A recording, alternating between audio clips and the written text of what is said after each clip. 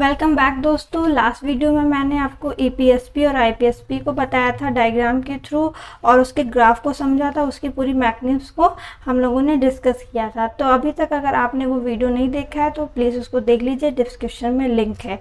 तो स्टार्ट करते हैं आज का वीडियो। आज के वीडियो में मैं आपको बताऊँगी एपीएसपी और आईपीएसपी की मैकेनिक्स को एज अ चार्ट। तो स्टार्ट करते हैं। तो arrival of action potential in axon terminal, जो एक्शन पोटेंशियल होता है वो एक्सॉन टर्मिनल पे पहुंचता है। देन क्या होता है, opening of calcium channel in presynaptic neuron. तो दोस्तों देखिए, जो प्रीसिनेप्टिक न्यूरॉन है उसमें कैल्शियम चैनल्स होता है। तो जब एक्शन पोटेंशियल पहुंचता है एक्सॉन टर्मिनल पे तो ये कैल्शियम चैनल ओपन हो जाते हैं और ये कैल्शियम एंटर करने लगता है ईसीएफ से आईसीएफ में, और ये जिससे क्या होता है, वेसिकल्स होते हैं वो न्यूरोट्रांसमीटर को रिलीज करने लगते हैं। तो influx of calcium ion from ECF.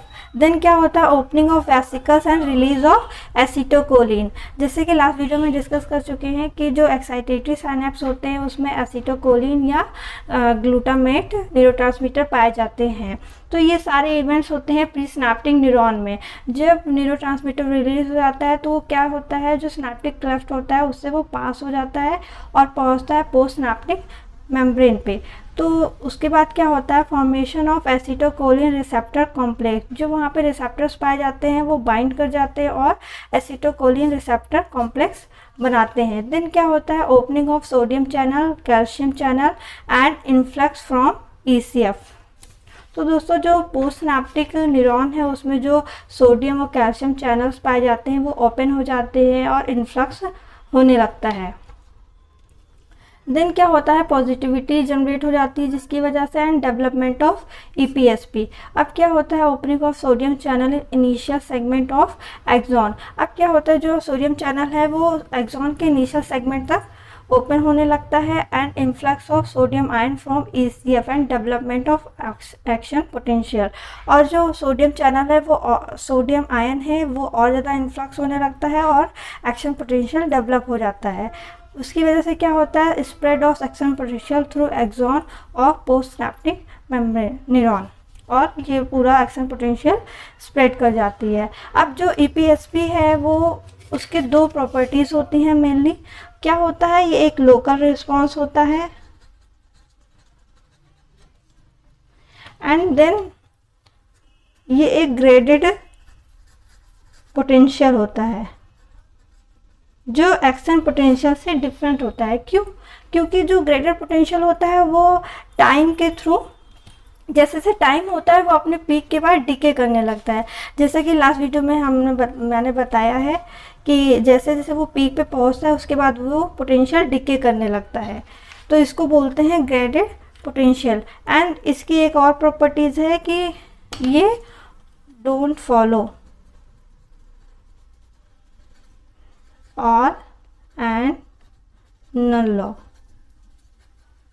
जो ईपीएसपी होती है वो और एंड नन लॉ को फॉलो नहीं करती है। अब बात करते हैं आईपीएसपी की, इनहिबिटरी पोस्ट सिनेप्टिक पोटेंशियल की। तो इसमें क्या होता है दोस्तों, arrival of action potential in axon terminal. Axon terminal पर एक्शन पोटेंशियल पहुंचता है, उसके बाद क्या होता है, opening of calcium channel in presynaptic neuron. तो जो प्रीसिनेप्टिक न्यूरॉन में कैल्शियम चैनल होता है वो ओपन हो जाता है। Then influx of calcium ion from ECF into axon terminal, और जो कैल्शियम होता है वो एंटर करने लगता है ईसीएफ से आईसीएफ में। देन क्या होता है, opening of vesicle and release GABA. दोस्तों इनहिबिटरी साइनेप्स में गाबा रिलीज होता है या ग्लाइसिन रिलीज होता है, ये इनहिबिटरी न्यूरोट्रांसमीटर होते हैं।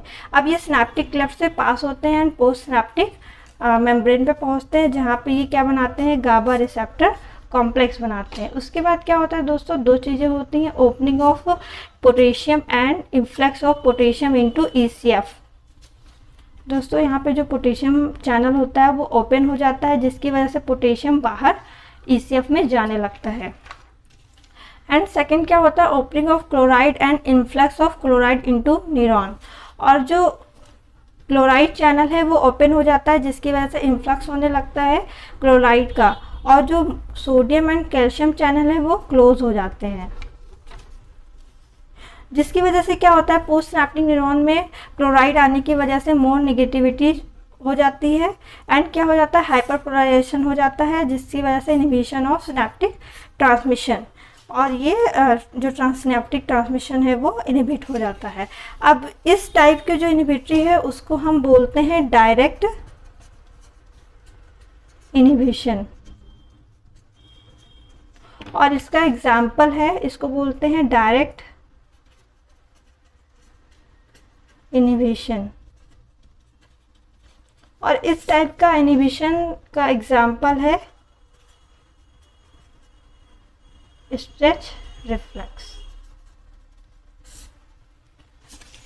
अब ये फर्स्ट टाइप है, इसको डायरेक्ट इनहिबिशन कहते हैं।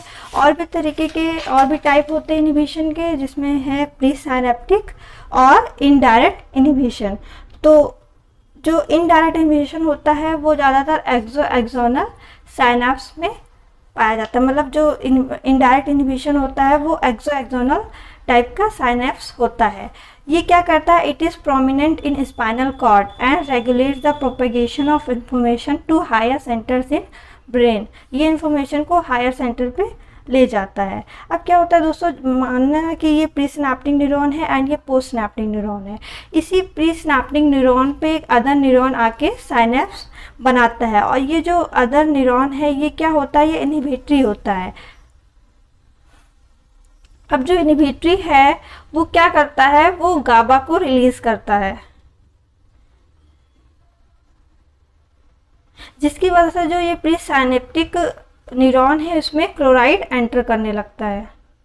अब जब क्लोराइड एंटर हो जाता है तो बहुत ज़्यादा नेगेटिविटी हो जाती है, जिसकी वजह से हाइपरपोलराइजेशन हो जाता है और कैल्शियम चैनल ओपन नहीं हो पाता। जब कैल्शियम चैनल ओपन नहीं हो पाता है तो इसकी वजह से न्यूरोट्रांसमीटर रिलीज नहीं हो पाता, जिसकी वजह से सिनेप्टिक ट्रांसमिशन इनहिबिट हो जाता है। तो मैकेनिज्म को पढ़ते दोस्तों, तो inhibitory transmitter at the axonal synapse, मतलब एक्सोनल साइनेप्स पे क्या होता है, इनहिबिटरी ट्रांसमीटर होता है, न्यूरोट्रांसमीटर होता है। अब इसमें जो गाबा रिलीज होता है, तो प्री सिनेप्टिक न्यूरॉन पे दो टाइप के रिसेप्टर्स होते हैं, GABA A receptor and GABA B receptor. तो जो गाबा ए रिसेप्टर है वो क्या करते हैं, परमेबिलिटी को इंक्रीज कर देते हैं क्लोराइड की, जिसकी वजह से क्लोराइड इन्फ्लक्स करने लगता है। एंड जो गाबा बी रिसेप्टर है वो क्या करता है, पोटेशियम की परमेबिलिटी को इंक्रीज करता है, जिसकी वजह से जो प्री सिनेप्टिक न्यूरॉन में पोटेशियम है वो बाहर जाने लगता है।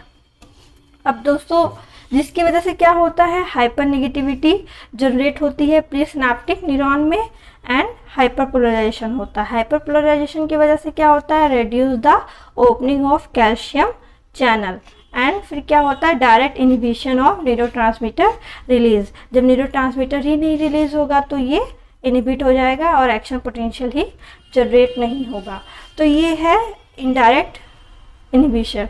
अब थर्ड है फीडबैक इनहिबिशन। फीडबैक इनहिबिशन कहाँ पाया जाता है, ये anterior horn cell of spinal cord and also seen in limbic system of cerebral cortex. तो दोस्तों इसमें क्या होता है, मान लेते हैं कि ये स्पाइनल कॉर्ड है,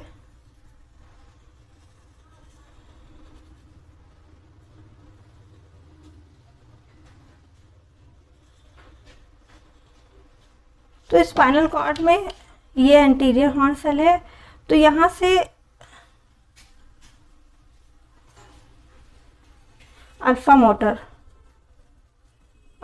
न्यूरॉन निकलता है। तो जो अल्फा मोटर न्यूरॉन होता है वो एक कोलेटरल ब्रांच देता है,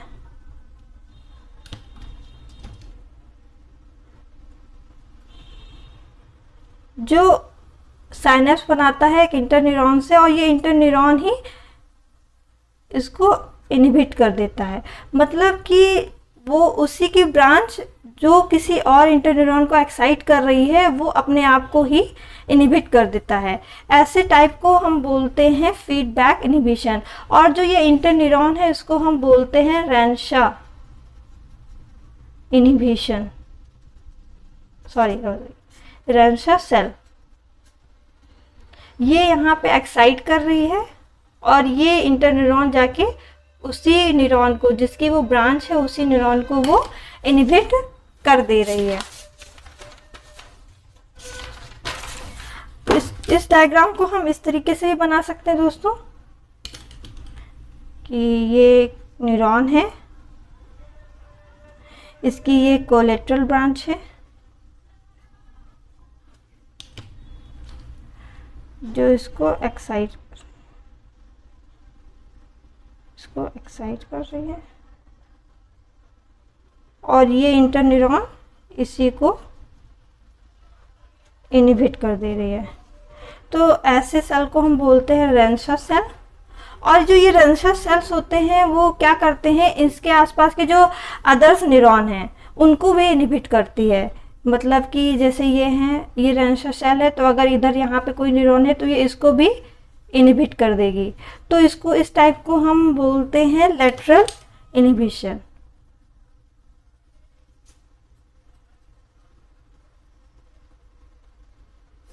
और ये इससे फ़ायदा ये क्या होता है कि अगर ये जो ओवर एक्टिविटी हो रही है न्यूरॉन की, तो जो रेंशा सेल है वो उस ओवर एक्टिविटी को फीडबैक इनहिबिशन से रोकता है। अब बात करते हैं फीड फॉरवर्ड इनहिबिशन की। तो ये सेरिबेलम में होता है, ध्यान दीजिएगा दोस्तों, सेरिबेलम, सेरिब्रम और सेरिबेलम दोनों ही डिफरेंट चीज़ें हैं। एंड ये क्या करता है, control the neural activity of cerebellum. तो दोस्तों ग्रैन्युलर सेल्स होती हैं सेरिबेलम में, जिनसे कुछ पैरेलल सेल्स निकलती हैं। तो ग्रैन्युलर सेल्स पैरेलल सेल्स को एक्साइट करती हैं। उसके अलावा कुछ बास्केट सेल्स होती हैं, उसको भी ये एक्साइट करती हैं। और कुछ होती हैं पर्किंजे सेल्स,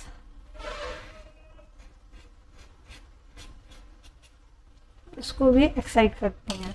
तो जो ग्रैन्युलर सेल्स होती हैं, ग्रैन्युलर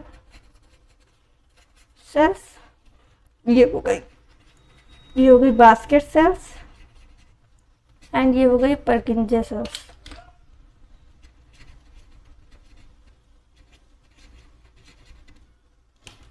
तो दोस्तों जो ग्रैन्युलर सेल्स होती हैं वो पैरेलल सेल्स को एक्साइट करती हैं, उसके बाद बास्केट सेल्स को करती हैं, पर्किंजे सेल्स को करती हैं।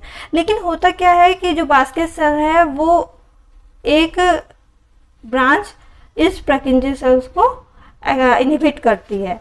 तो दोस्तों यहाँ पे क्या होता है, यहाँ फीडबैक इनहिबिशन नहीं हो रहा है कि मतलब उसी का इंटरन्यूरॉन उसी को इनहिबिट कर रहा है, उसी की ब्रांच। यहाँ पे क्या हो रहा है कि ग्रैन्युलर सेल्स पैरेलल सेल्स को कर रही है, फिर बास्केट सेल, एंड देन फिर बास्केट सेल इसको इनहिबिट कर रही है। तो ये इस तरह इसको भी बना सकते हैं इस डायग्राम को कि यहाँ पे ये है, ये पैरेलल सेल हुई, ये बास्केट सेल, एंड देन ये बास्केट सेल क्या कर रही है, ये पर्किंजे सेल को इनहिबिट कर रही है। तो ये इस टाइप के इनहिबिशन को बोलते हैं फीड फॉरवर्ड इनहिबिशन। तो आज हमने क्या पढ़ा, 4 टाइप्स के inhibition, direct inhibition, indirect inhibition, feedback inhibition, feed forward inhibition और आईपीएसपी और आईपीएसपी के चार्ट। अगर आप मेरे आने वाले इस वीडियो में डिस्कस किया है, नेक्स्ट वीडियो में मैं आपको बताऊंगी प्रॉपर्टीज क्या है साइनैप्स के। तो अगर आप मेरे आने वाले नेक्स्ट वीडियो में आपको बताऊंगी साइनैप्स, सब्सक्राइब कर साइनैप्स की प्रॉपर्टीज बेल आइकन प्रेस कर दीजिएगा एंड मेरे वीडियोस को शेयर कर दीजिएगा। Thank you.